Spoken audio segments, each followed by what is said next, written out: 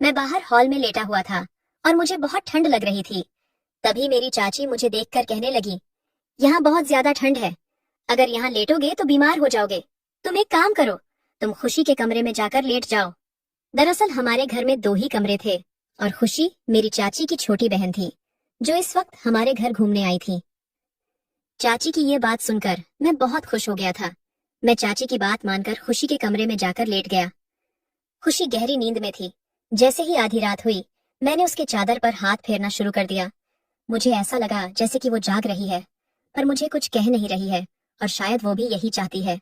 उसके बाद मुझे और भी हिम्मत मिल गई थी और मैंने अपना हाथ। हेलो दोस्तों, आज की इस रोमांचक कहानी में आप सभी का स्वागत है। मेरा नाम समीर है। मैं ज्वाइंट फैमिली में रहता हूँ। मेरे पापा, मम्मी और चाचा चाची सब एक साथ रहते हैं। कुछ ही दिनों पहले मेरी चाची की छोटी बहन उनके पास रहने के लिए आई थी। वो मेरी चाची की सबसे छोटी बहन थी, इसलिए उसकी उम्र ज्यादा नहीं थी। वो करीब 22 साल की होगी।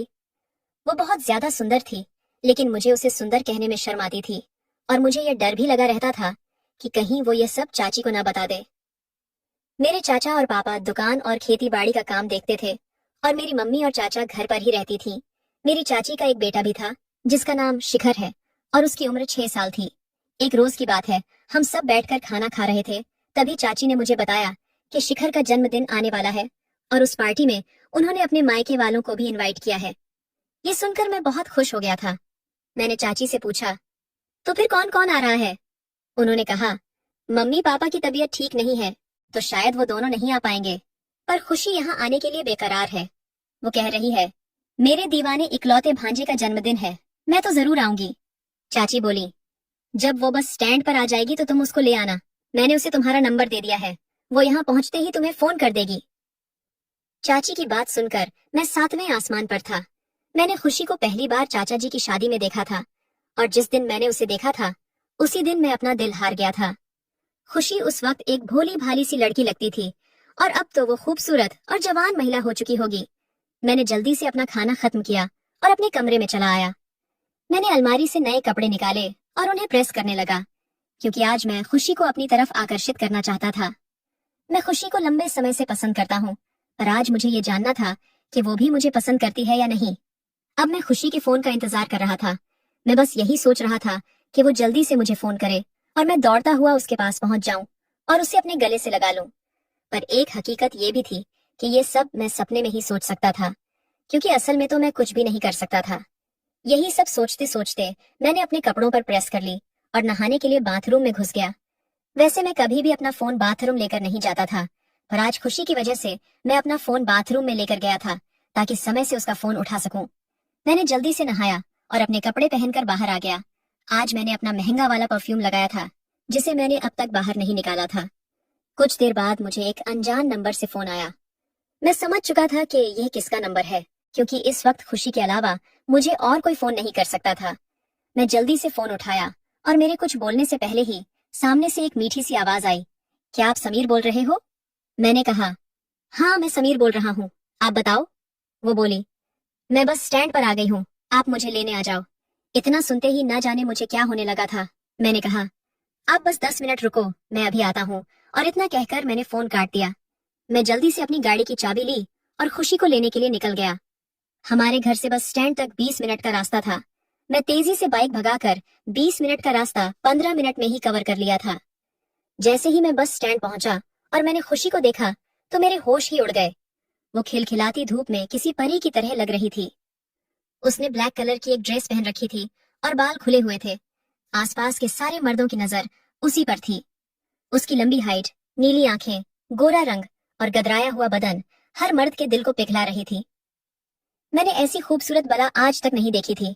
मैं जल्दी से उसके पास पहुंच गया और बस उसे ही देखता रहा। वो दूध से भी ज्यादा सफेद थी। मैंने उसके हाथों से उसका बैग ले लिया और उसे अपनी बाइक पर बैठा लिया। आसपास के सारे लोग मुझे ही देख रहे थे, क्योंकि वो खूबसूरत बला अब मेरे साथ जा रही थी। मैंने उसका सारा सामान आगे रख लिया था और खुद थोड़ा पीछे होकर बैठ गया था। मैं बाइक चलाते वक्त जानबूझकर बार बार ब्रेक लगा रहा था। मैं जब भी ब्रेक लगाता था तो उसके गर्म उभार मेरी पीठ पर लगते थे। मैं उसे छू तो नहीं सकता था, पर यह सब करके मैं उन्हें महसूस कर पा रहा था। मैं बाइक के शीशे से उसके चांद जैसे चेहरे को देख रहा था और शायद उसने भी इस बात को महसूस कर लिया था। मैं बाइक इतनी धीरे चला रहा था कि साइकिल वाले लोग भी मुझसे आगे निकल रहे थे, पर मुझे इन सब बातों से कोई मतलब नहीं था, क्योंकि मैं अपनी खुशी को लेकर जा रहा था। मैं उसके साथ ज्यादा से ज्यादा समय बिताना चाहता था, इसलिए मुझे धीरे जाने में भी खुशी मिल रही थी। आखिर थोड़ी देर बाद वो मुझसे बोली, समीर, इससे अच्छा तो मैं पैदल ही घर चली जाती। मैंने मजाक में उससे कहा, मैंने कुछ ही दिनों पहले ड्राइविंग सीखी है, इसलिए अभी थोड़ा डर लग रहा है। मेरी बात सुनकर वो हंसने लगी।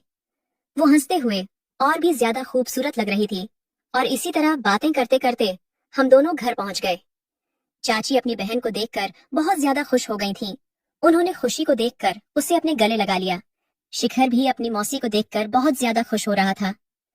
अगले दिन शिखर का जन्मदिन था और हमने अपने घर में एक छोटी सी पार्टी रखी थी। इस पार्टी में हमने अपने रिश्तेदारों को नहीं बुलाया था, लेकिन गांव के सभी दोस्तों को बुलाया था।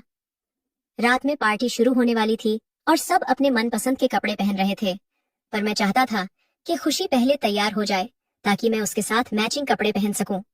कुछ देर बाद खुशी तैयार होकर बाहर निकली और उसने रेड कलर का सूट पहन रखा था। उस सूट में वो बहुत हसीन लग रही थी।